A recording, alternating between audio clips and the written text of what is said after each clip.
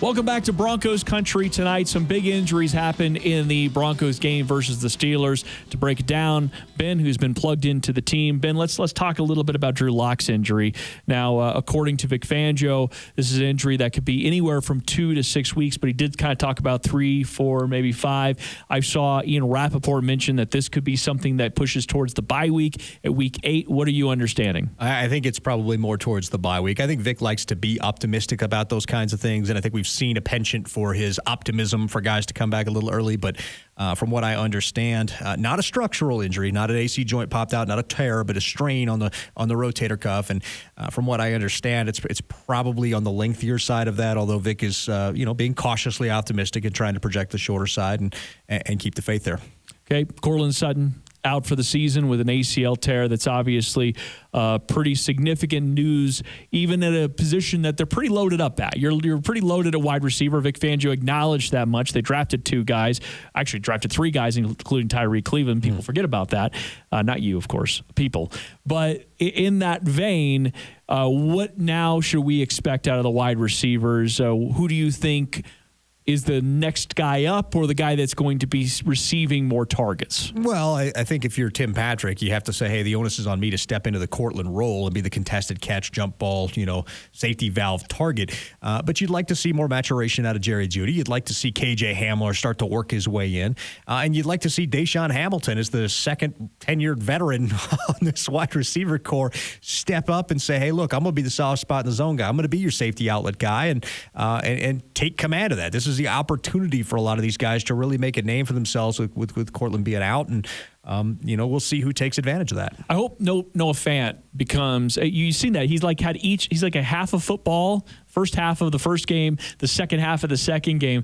Wouldn't it be great to just have Noah Fant be a guy that you target in both halves of a football game? Let's just see what happens. Right, and while I do agree with that, I think one of the misnomers out there right now is that Noah Fant isn't getting looked at or plays aren't getting drawn up. Teams know that Noah Fant is good, guys. They're covered him.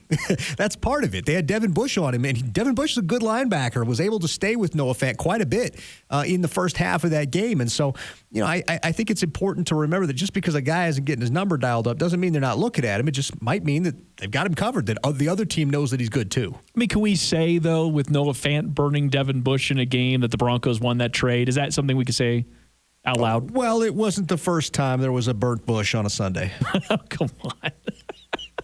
All right, let's continue on. Draymond Jones is going to be out for a little bit. It looks like at least 4 weeks. And this seems like the moment where, okay, McTelvin Agim, you were a third-round pick, just like Draymond was last year.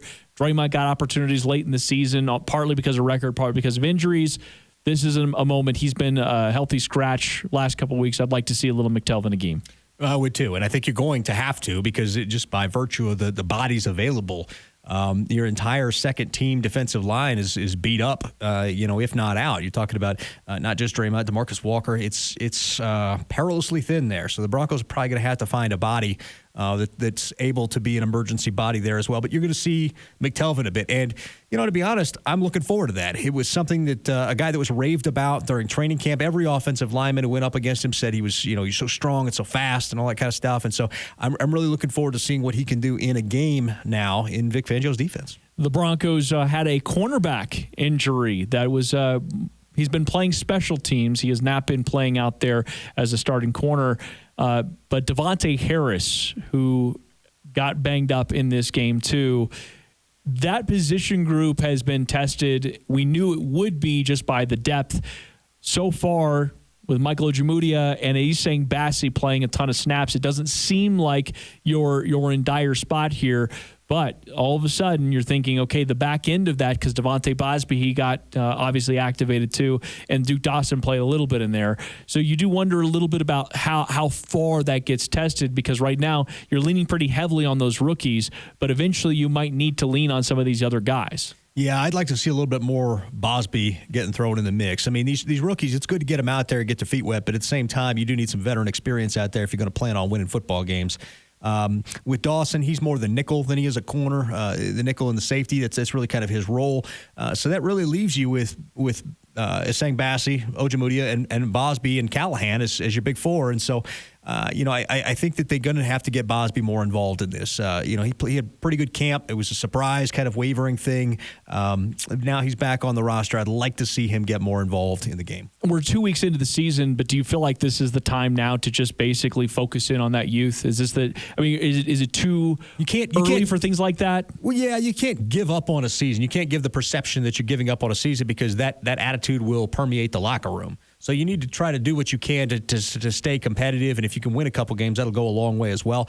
You don't just want to roll the dice and throw all the rookies out there right now. But if you get to the midway point in the season and you're not picking up wins, that's the point where you kind of, okay, let's get these guys some experience, see what we have, and cash it in for next year.